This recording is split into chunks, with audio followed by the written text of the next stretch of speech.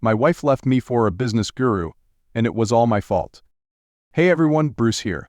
I'm making this video because I need to get this story off my chest. It's been eating away at me, and maybe sharing it will help me finally breathe again. This is about my wife, Amanda, and what happened after 22 years of what I thought was a solid marriage. So there I was, standing in the doorway of our living room, feeling like a stranger in my own home. Amanda was packing her things, moving around like she was on some joyful mission. She was humming, like she was excited about what was next, while I stood there, silently breaking apart. Tears were streaming down my face, but she didn't even notice. Or maybe she did and just didn't care. Either way, my heart was being crushed, and I knew it was only a matter of minutes before she walked out of our life together without a goodbye. Part of me wanted to hate her, really I did. She'd casually dropped the bombshell of her betrayal just hours before, like it was no big deal, like it hadn't shattered everything we built. But what surprised me most wasn't the anger toward her. No, it was the anger I felt toward myself. I hated that I hadn't seen this coming, that I hadn't been strong enough to stop it or fight for us. I hated that I was the one standing there in pieces, while Mike Jericho, her lover, was probably somewhere planning the next chapter of her life with him. Mike, the bold and confident guy who Amanda was willing to follow across the country to start fresh, wasn't the one left behind in the wreckage. That was me, the one she left behind, the one she betrayed. I stood there, knowing Amanda was aware of my presence, but she continued packing like nothing was different. My mind raced, desperately trying to figure out what went wrong.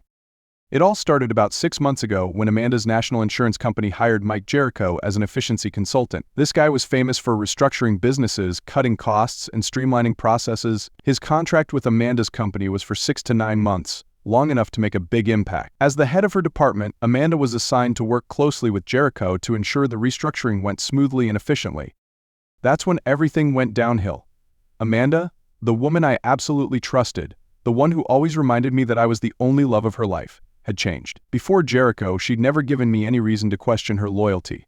She'd even get a little upset and hurt if I dared to glance at another woman while we were out together. Then, as always, she'd laugh it off and reassure me that I was her one and only, the man she'd never want to leave. But then Jericho arrived. Maybe he was just that magnetic. Within 2 months of working together, my wife decided to betray me and run off with him. All her promises, all the vows she'd made, gone.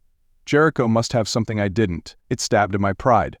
How could she throw it all away for some random consultant? I could see it in her eyes. Ever since Jericho entered our lives, Amanda became distant. Late nights at work, infrequent texts, and a coldness that seeped into our relationship. And I didn't notice right away, but by the time it became clear, it was too late. That day started like any other, with me making a reservation at Amanda's favorite restaurant, planning a surprise for her that night. Instead, I got a call from her after lunch asking me to come home right away. I rushed back home, thinking something had happened to the kids. Sally, our oldest, is a nurse in New York City, and Kevin's in the Army station at Fort Lewis in Washington. "Have a seat, Bruce," she said, her voice unusually calm. "There are some things I need to tell you." "The kids are okay?" I asked, sitting down next to her. "Yes, they're fine. This is about you and me, and something I never expected to happen." Amanda started to beat around the bush, clearly trying to choose her words carefully. Her gaze was fixed on the floor, her hands twisting as she avoided my eyes. "We've been together for so long, haven't we? 22 years, that's not a short time, and I'm so grateful for everything we've had," she began, her voice soft, but I could sense something was wrong.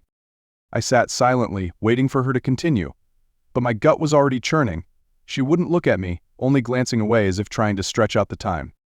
"I don't know how to say this, but there are things in life you can't predict. Sometimes you meet new people and realize your life can change," Amanda continued, her eyes starting to waver. "I know this is going to be hard for you, but..." I could feel it coming, but when those next words tumbled out of her mouth, it was still a shock. "I've fallen in love with someone else," she blurted out, her voice suddenly firm, no more beating around the bush. "I'm leaving you, today." My heart sank as she stated it so bluntly, without hesitation. And then, like a final blow, she admitted it clearly, without any attempt to disguise it. "It's Mike Jericho. I've fallen in love with him." I sat there, speechless, stunned. Every emotion seemed to vanish, leaving only a dull ache. The way she delivered the news, so casually, so decisively, as if it were an obvious, preordained outcome, didn't just hurt because of the betrayal, but because of the cold detachment in her voice. I'd met Jericho once, in what seemed like a harmless encounter. At the time, I didn't think much of it. Amanda's car was in the shop, so I had to pick her up from work that day. I remember standing in the lobby, waiting, when I noticed Jericho across the room, surrounded by people, talking like he was holding court. He had this air about him, the kind of guy who made everything about him, who commanded attention without saying a word. I watched him for maybe a minute, and I knew right then he wasn't like everyone else. He was the type who walked around with that overconfidence like the world owed him something. There he was in his sharp, tailored suit, flashing his gold Rolex, and those ridiculous sparkling rings. It wasn't just that he looked polished, he looked too polished, like someone trying a bit too hard to sell an image. The kind of guy who thought a good look, a smooth talk, and a fake smile could get him anything or anyone he wanted. What got under my skin wasn't just his arrogance, it was how people seemed to fall for it. He was magnetic, I'll give him that. The way Amanda smiled when she saw him from across the room, the way her eyes lit up, it was different. But back then I brushed it off. Just a harmless work flirtation, I told myself. Nothing to worry about. I never thought Amanda, my Amanda, would be swayed by such empty showmanship. But maybe Jericho's allure was deeper than I imagined. Amanda, in a bid to be kind, tried to explain. She said that when she started working with Jericho, an inexplicable connection sparked, and with time, it had only grown stronger and deeper each day, each week. She apologized for the way things happened, for the way the truth was revealed so brutally, but her apology didn't offer any solace. She also said I had been a wonderful husband, but life changes and she felt she needed to move on. Hearing those words, I felt an emptiness in my chest.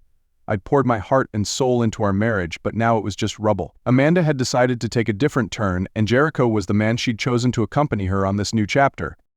"I can't believe you're serious about this, Amanda," I said, watching her snap the lids onto the containers holding her belongings. "It's insane.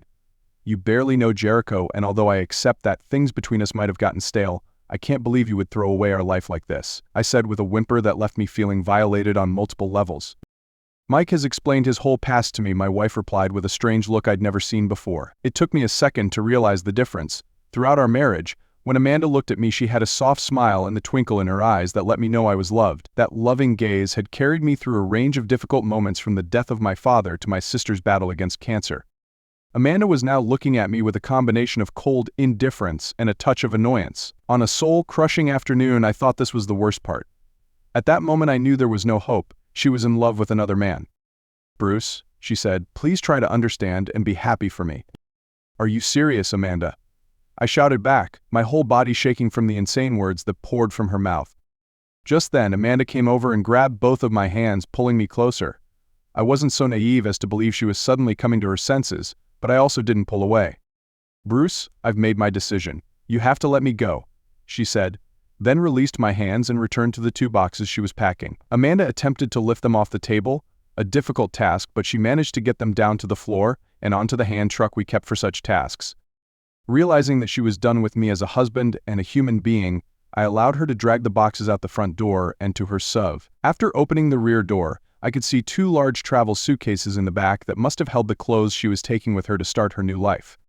When Amanda explained the situation about her leaving with Jericho, she told me that in the upcoming divorce, I'd be getting the house and both cars. Amanda also added that she told her lawyer not to pursue alimony. My stomach twisted at the way Amanda made these declarations, like she was trying to communicate them as a grand consolation prize. At that moment, my mind flashed back to those old game shows offering a year's supply of rice-a-roni to losing contestants before they were bounced off the stage. Amanda only wanted half of our joint savings, a total of $65,000. She was leaving behind the 3,000-square-foot home we'd lived in for 15 years. A house she'd obsessed over from the foundation to the roof. Everything in the house, from the furniture, to the paint on the walls, to the style of furniture and appliances, was her choice. She loved that house in a way I often couldn't comprehend. With all the time and energy Amanda had put into creating and developing it, I couldn't help but wonder if she'd suffered some brain injury and had a change of personality. "Bruce, along with the divorce papers, I've left my contact information on the desk in your office in case something happens with the kids," she said as she climbed into the car. "Tell the kids I'll be in touch in a few weeks." "Forget it, Amanda," I said, the anger rising in my chest. "I'm not going to be relegated to a messenger between you and our children. You are going to have to explain your actions to them personally. And I know our children, they aren't going to accept Jericho in their lives, and they may cut you off completely." That statement seemed to penetrate the thick fog for a moment, shattering the beautiful delusion that had engulfed her. Of course, she quickly discarded it and got in the car, starting the engine. Just when I thought Amanda would drive off, she rolled down the window. "Bruce," she said, "I'll have the driver bring the car back to me. You can keep it, give it to one of the kids, or sell it. I won't need it where I'm going." With that, she rolled the window back up, drove out of the driveway, and was gone. At that moment, the neighbors got a front row seat to what had just happened because I collapsed onto the ground and sobbed uncontrollably. Lucky for me, one of my oldest friends is a lawyer who can handle divorces. Robert Carter and I had gone back to our high school football days. He was the one I called a few hours after Amanda drove off to make her fairy tale come true. This happened after a couple of neighbors found me sprawled out in the driveway and carried me back to the house. Over the next few days, I realized Amanda had meticulously planned everything, to the point where I was just a bystander watching my life crumble without being able to do anything about it. It was strange how easy Amanda's lawyer was to work with. She made it very clear that this would be an uncontested divorce and I had no choice but to accept the bitter truth. Amanda had quietly transferred $65,000 from our joint savings into another account before I even knew what was going on. But she still made sure that everything else was handled fairly. Her lawyer signed off on any request involving alimony and ownership of the house. Even the car she'd borrowed from me to have serviced was returned the next day as a minor formality in this cold-hearted parting. All I had to do was wait for the divorce proceedings to go through, 30 to 90 days. But Robert, my lawyer, reassured me that the waiting time would be shorter, maybe just a month. A month? It felt bizarre to think that in that short period of time, 22 years of marriage would officially be over. The following weeks seemed to pass in a haze. I don't recall much about that time, just a sense of existing rather than truly living. Fortunately, my colleagues at the engineering firm where I worked knew what happened and were incredibly understanding, helping me handle the tasks I had to finish. My boss, a man I'd always thought was only interested in the job, unexpectedly showed deep compassion. He cited a little-known company policy to give me an extended leave of absence, giving me time to breathe and face the painful reality of the situation. My kids, Sally and Kevin, when they found out, were incredibly supportive. They didn't hide their disappointment and anger about what their mom had done. I know Sally and Kevin wanted to come home to be with me at this time, but the demands of their adult lives, jobs, and responsibilities didn't allow for it. Though geographically distant, their love and support were the only things that kept me going during those dark days. As for Amanda reaching out to the kids, you'd think that after abandoning her husband of over 2 decades, she would at least call them to explain or attempt to maintain some semblance of a mother-child bond. But no, not a word. When I contacted Sally and Kevin after my meeting with Robert, I found out that the kids were also living in complete silence from their mom. They hadn't heard anything from Amanda for weeks, as if she'd vanished from their lives entirely. My goodness, Mike Jericho must have some magical something. I can't think of any other reason for that kind of blindness, abandoning the family she built over 20 years, just to chase after another man she barely knew except for his superficial charm. And the fact that she didn't call the kids, it only reinforced that Amanda was completely wrapped up in Jericho's vortex, leaving everything behind without remorse or explanation. After talking with Robert and the kids, I was pretty much silent, refusing to leave the house or talk to anyone else. A few weeks later, a bit of clarity and self-awareness started to return. It was a morning when Robert called to say it was time for me to sign the divorce papers. The thought of signing the documents that would seal the fate of our marriage choked me, but I knew I had to face the reality of the situation to appear professional in public. I stumbled into the master bathroom, the one that Amanda had spent a month meticulously choosing every decorative detail. The room now felt cold and lifeless, just like our marriage. I stood in front of the mirror, and for the first time in weeks, I truly looked at myself. A gaunt, haggard man stared back, his eyes sunken, lacking life, his bushy beard, streaked with gray, untrimmed, aging him by a decade. I couldn't remember the last time I'd had a decent meal. I'd probably lost at least 30 pounds since Amanda left, and honestly, seeing myself in the mirror, I was frightened of my own image. I looked practically dead, just a shadow of the man who used to be Amanda's husband, who once lived a normal life. Suddenly, rage surged through me, a tidal wave that swept over every thought, and before I knew what I was doing, I punched the mirror with all my might. The shattering glass echoed through the room, shards flying across the sink. My right hand was cut in multiple places, blood pouring down. The physical pain couldn't compare to the ache in my heart, but it was the final wake-up call. I had to go to the emergency room, sitting and waiting with my bandaged arm while stitches were carefully placed into the deep cuts. It was the first moment in weeks that I felt myself returning to reality. The anger, the pain, it all started to fade, leaving an odd stillness inside. Once they were done with me, I still had time to go home, clean up, and prepare to head to Robert's office where I would finally be officially beast of my marriage. Just standing in front of Robert's office door, I felt a crushing sense of disappointment, not just with Amanda, but with myself. Thought I'd lost so much in our marriage, love, trust, and even a piece of myself. But now, with everything nearly over, I knew I had to face the reality of the situation and move on, even if the road ahead was shrouded in fog. Robert looked at me with concern as I signed the divorce papers in his office conference room. Who would have thought that a seasoned divorce lawyer who had lived through his own nightmare could still sympathize with Pint, who was still in love with his adulterous wife? "Okay, Bruce, you're officially divorced," Robert said in a way that should have made me feel more relieved. "Yay me," I said with a touch of anger. "Bruce," he said, getting up and ending our meeting, "I know this is bad, but I have to say you got out of this divorce with very little damage. Losing only $65,000 in the settlement, considering the amount of your joint assets, is a win in anyone's book. With this state's divorce laws, I've known cheater wives who've taken nearly everything from their ex-husbands." I remained silent, not feeling comfortable with Robert's words as I got up to shake his hand and leave. At that moment, I saw his beautiful paralegal enter the room, a blonde in her early 20s who looked at me with clear pity. A more dynamic and intelligent version of myself could have possibly squeezed out her pity to feel sorry for her. But really, that talent never existed for me. I clearly wasn't Mike Jericho.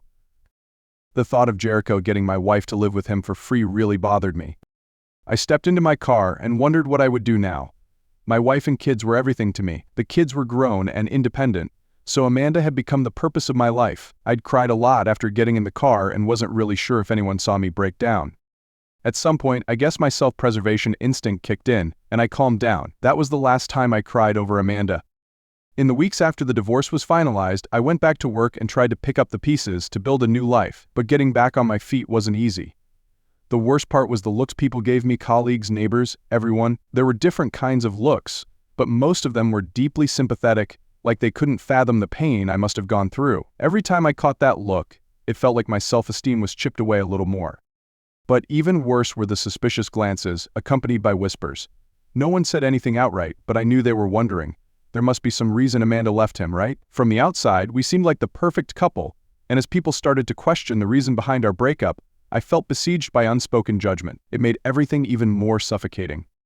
However, the real hell for me was the house Amanda and I used to share. Every time I walked through the door, it felt like I was haunted by her ghost, figuratively but also in a very real way. All the traces she'd left behind, the decor, the knickknacks she'd meticulously chosen, they were constant reminders of our life together. The time and energy Amanda had poured into making that house feel like home were now a painful reminder that she had left it all behind, including me. The pain became unbearable at night. That's when I'd start dreaming about Amanda coming back, tears streaming down her face, begging for my forgiveness. In the dream, she'd kneel down, regretting leaving me.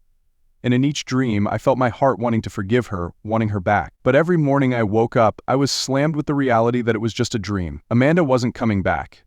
That truth was too much to bear, to the point that I knew I couldn't stay in that house anymore. It was clear what I had to do next. The house was no longer a place where I could find comfort or peace. It was just a painful memory, a constant reminder of betrayal and loss. I couldn't keep living within those walls filled with the ghost of a dead marriage. I needed a fresh start, a new space, one where the ghosts of the past couldn't follow me, and that meant leaving that house behind, for good. Just a few days later, a moving van pulled up in front of the house.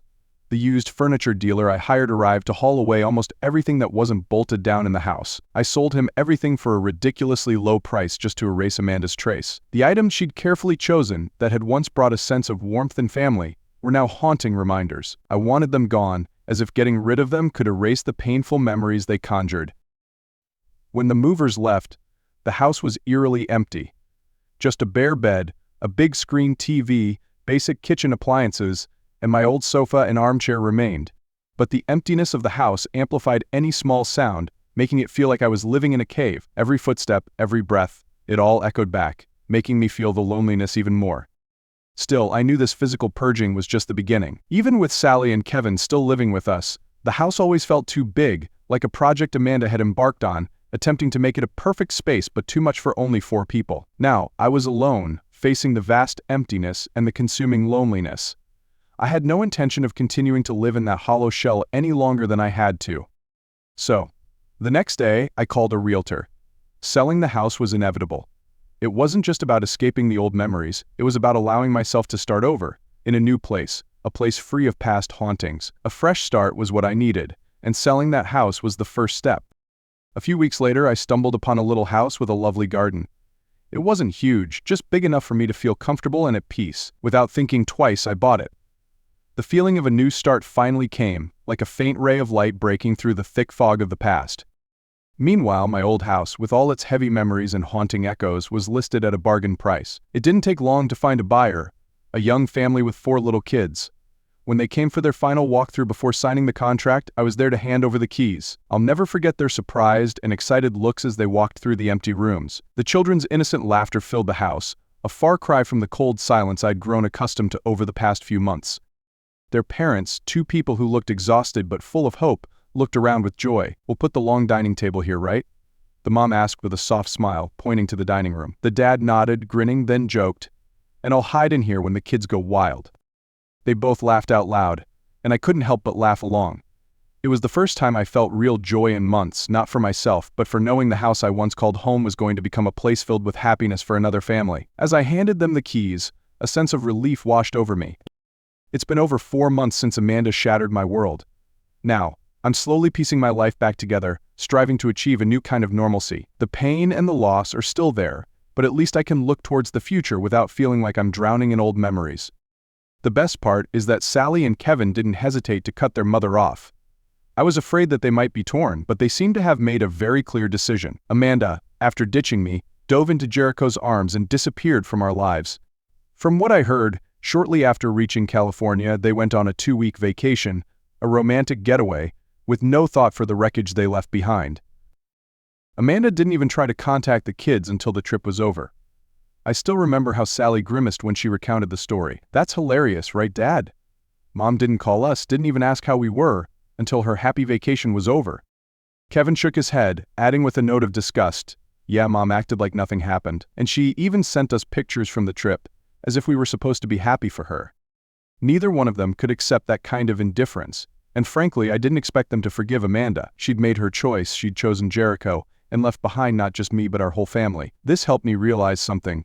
Even though Amanda betrayed me, I still had the support of my children, and that's all I needed. About 6 months after Amanda left, I received a call from Amanda's sister, who is aptly named Karen because she's such a Karen, informing me that Amanda had tried to reach me. I immediately thought back to the unknown call from the San Francisco area. "Okay, Karen," I said, "I believe you, but I haven't received any calls from her. And to be honest, our marriage ended under really bad conditions, so I don't want to speak to her. Besides, in her own words, Mike Jericho is her true soulmate.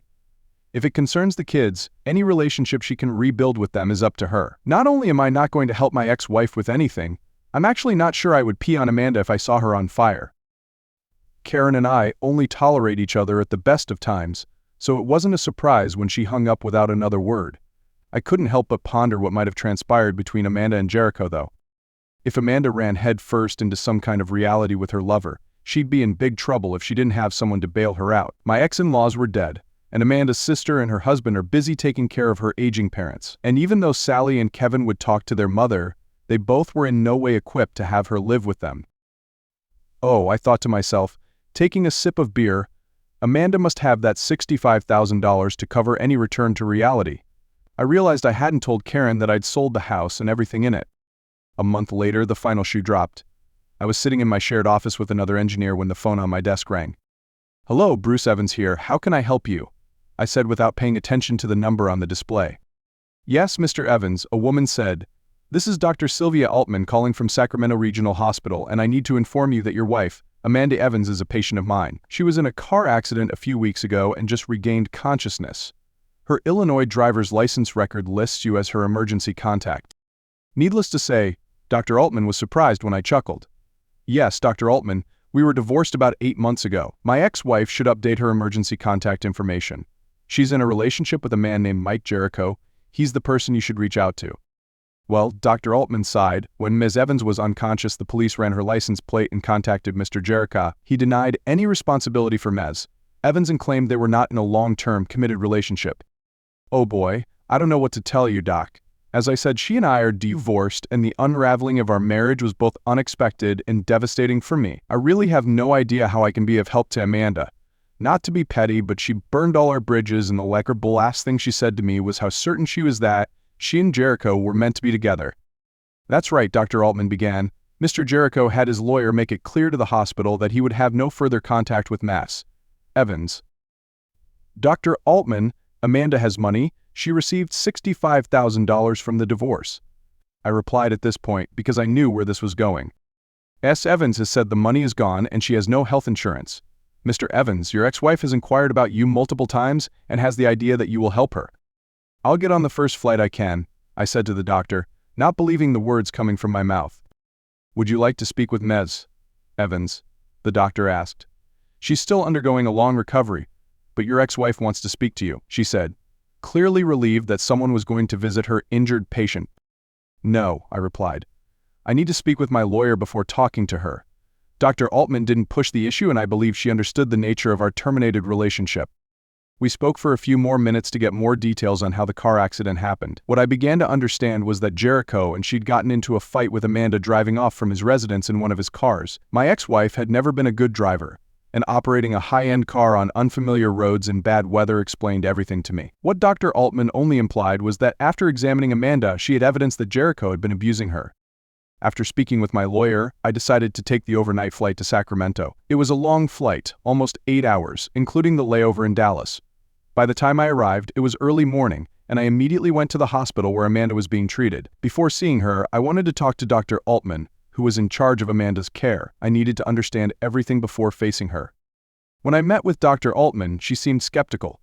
I explained the whole situation in detail, the betrayal, the divorce, and what had happened over the past 6 months. I wanted her to understand why I needed to see Amanda, that it wasn't just a casual visit. Dr. Altman sat silently listening, but when I finished, she wasn't entirely convinced. Are you sure this is what you want to do?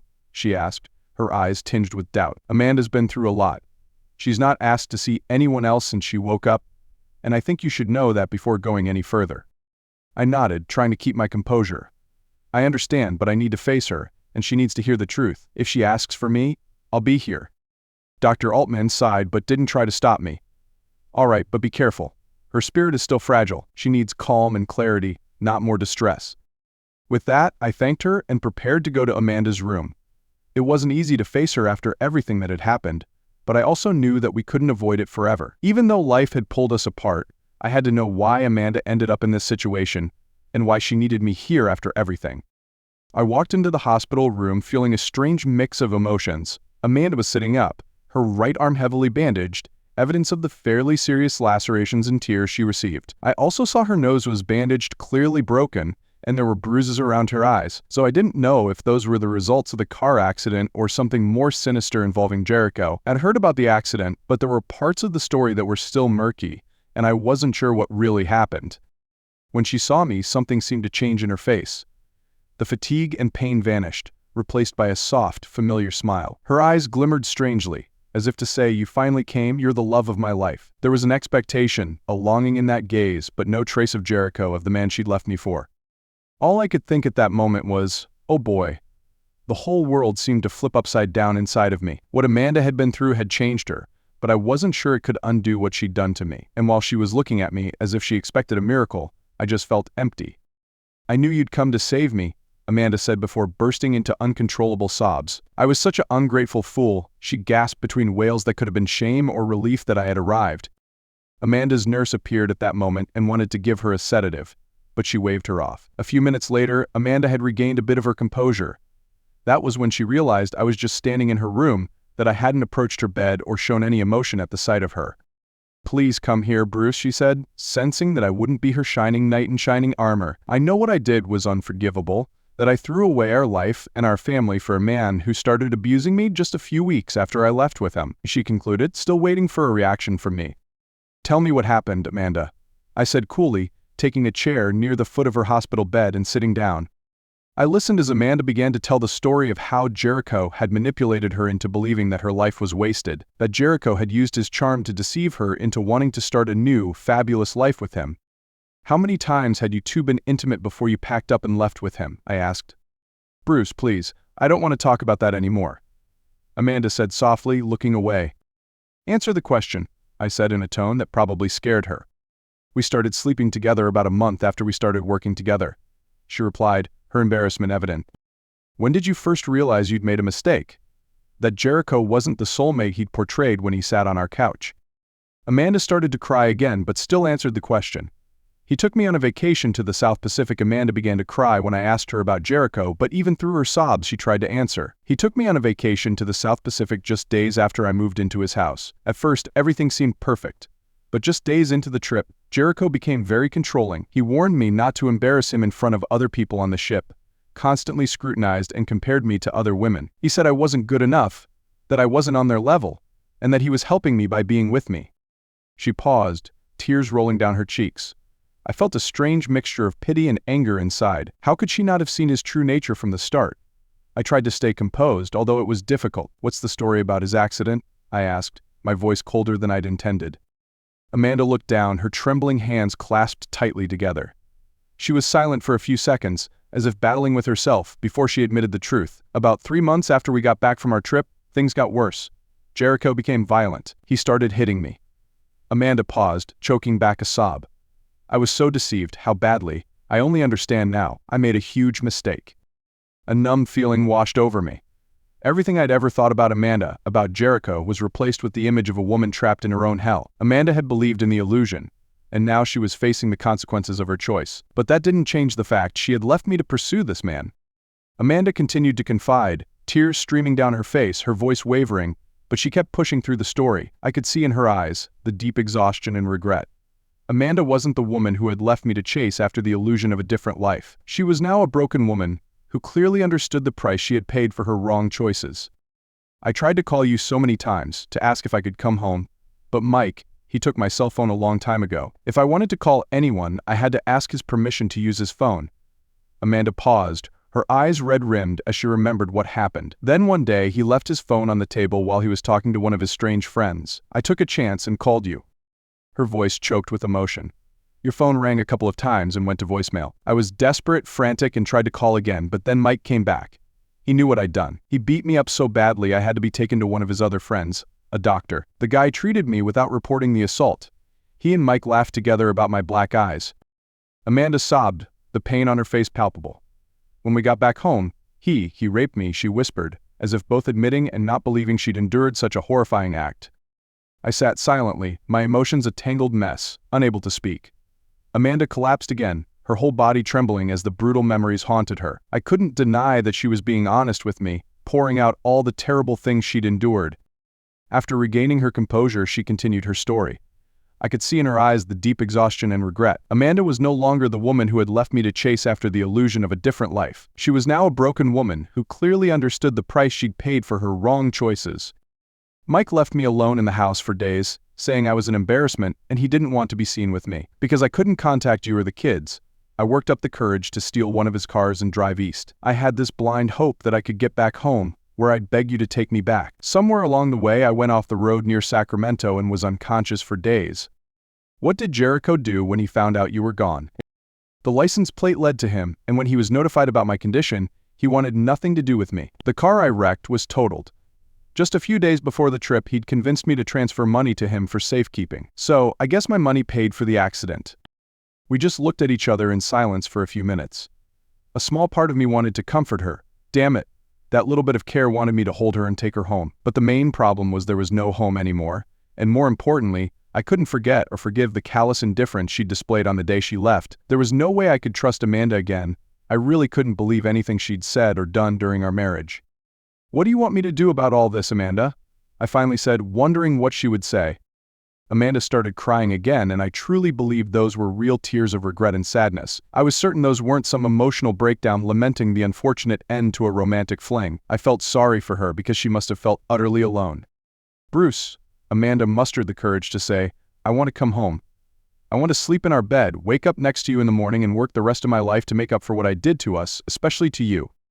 "Amanda, there's no easy way to say this because what you did to us was a nightmare. But the home you and I built is gone. I sold everything to get some of my dignity back. Your ghost is everywhere in that house. I can't live there anymore when everything is a reminder of you. It's too painful. I bought a smaller house on the other side of town. I live alone, and I've come to enjoy the way things are." Despite the storm of emotions swirling in that room, Amanda just stood there, speechless. It reminded me of the moment she'd first blurted out her affair, like she was in disbelief at her own actions. But this time her silence was different. There was something more desperate behind her eyes, like she had fully grasped the gravity of what she'd done until now. "Can we start over at your new place?" she asked softly, her voice almost trembling. "I can't imagine my life without you." The seriousness in her tone shocked me. After everything, she still managed to speak those words as if they carried weight, as if they hadn't lost all meaning after her betrayal. Her plea to come back home, to rebuild what she had destroyed, left me numb. I stared at her, feeling a cold indifference that I never thought possible. A year ago, the idea of turning her away would have been unthinkable. Back then, I believed we were soulmates. Our lives were so tightly intertwined nothing could break us. But now I could barely recognize the woman standing in front of me. In just a few short months, she had thrown it all away: our marriage, our life, even our kids. She had the audacity to cut off contact with our children, her own flesh and blood, with nothing more than a vague promise to explain later. Her selfishness knew no bounds. I couldn't even comprehend taking her back. The damage was too deep, the wounds too raw. Once, our lives had been intertwined, but now all I saw were rotten pieces of a past that needed to be cut out and discarded. I searched for the right words, anything to respond to her request. And then I remembered the last thing she said to me before she walked out of our lives months ago. "Amanda," I said, my voice steady for the first time in a long while, "you made your choice, and I let you go. Now it's your turn to do the same for me." My ex-wife opened her mouth to say something, but the words seemed to die in her throat as she processed what I had just said. It was as if, in that moment, she truly understood the finality of it all. The horror on her face was undeniable, a look of pure, unfiltered panic. Her hope of being rescued, of being taken back, had evaporated right in front of her. And now she was forced to confront the cold reality: she wasn't just alone, but broke too. "I left you a $10,000 check," I said, rising from my seat, ready to put an end to this conversation. "My lawyer advised me not to, since you signed off on any claims to the house or alimony during the divorce. But consider it a gift.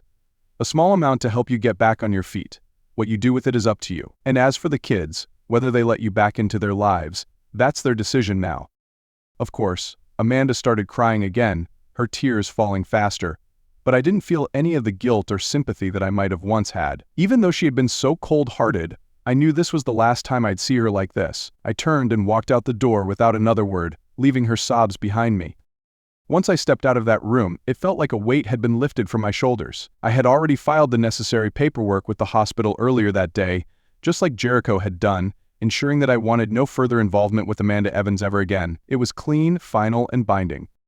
A few hours later, I was on a flight back home, watching the clouds pass by, my conscience finally clear. Amanda was no longer my responsibility, and for the first time in a long time I felt something close to peace. On the flight back home, looking out the airplane window, I realized something profound. Even after the divorce, I was still allowing Amanda's choices to control and limit my life. All this time, I'd been haunted by her betrayal, as if what she'd done completely dictated the path I had to take going forward. But now, having seen Amanda again in that hospital room, witnessing her admit the magnitude of her mistake with Jericho, I felt a large portion of my soul seemed to have been mended. Seeing the helplessness in Amanda's eyes, the moment she realized that I wasn't there to save her, that any future she'd imagined didn't include me anymore, brought me a sense of liberation. She understood better than ever that what she'd done not only shattered our marriage, but also extinguished any hope of redemption with me. In that instant, I was no longer the man who'd been abandoned or hurt. I was back in control of my life. That sense of vindication was a relief, but it also came with an odd weight, because I realized I'd lived for far too long among the shards of a shattered marriage. I'd let the beautiful memories of the past and the promises Amanda had made haunt me, as if they still held value. But the truth was, they didn't anymore. Now, it was time for me to sweep up those shards, to truly be done with anything connected to Amanda so I could begin my new life. I thought about the future, the possibilities I'd never dared to dream of during all those years. For the first time in months, it felt like I was finally breathing in fresh air, free from the heavy weight of the past. Amanda's mistakes no longer defined me, and the memories of our broken marriage were just that, memories. I was free now, free to choose my own path, one that wasn't tied to the pain she left behind. It was time to start again, and that's exactly what I did. Slowly but surely I began rebuilding my life, but this time with a new sense of purpose. Sally and Kevin, my children, became my anchors. As they grew and thrived in their own lives, so did I. We spent more time together, sharing laughter, stories, and the occasional dinner, turning the simple moments into memories I would forever cherish. Our bond grew stronger as we supported each other through the ups and downs of life. Eventually, my home wasn't just a house of empty rooms anymore. It was filled with warmth, laughter, and a newfound sense of peace. Sally would visit on weekends, bringing her goofy jokes and that contagious laugh of hers, while Kevin, now thriving in his career, would always find time to stop by and help with the garden or sit down to watch a game with me. It wasn't long before holidays became my favorite time of year. The house was always buzzing with life, Sally helping me with the turkey, Kevin setting the table, and the three of us sharing stories about the past, without any bitterness or regret, just fond memories. My life became filled with the sweetness of those moments, reminding me of what truly mattered. And I realized, more than ever, that despite everything Amanda had done, despite all the pain and the heartbreak, I had found something greater, a life full of love, peace, and genuine happiness. I had rediscovered myself, and most importantly, I had my children by my side. As I sat on the porch one evening, the sun setting behind the trees, I felt a deep sense of contentment. The future was bright, the past was behind me, and I had everything I needed. It wasn't the life I had planned, but it was a life that turned out to be even better than I could have imagined.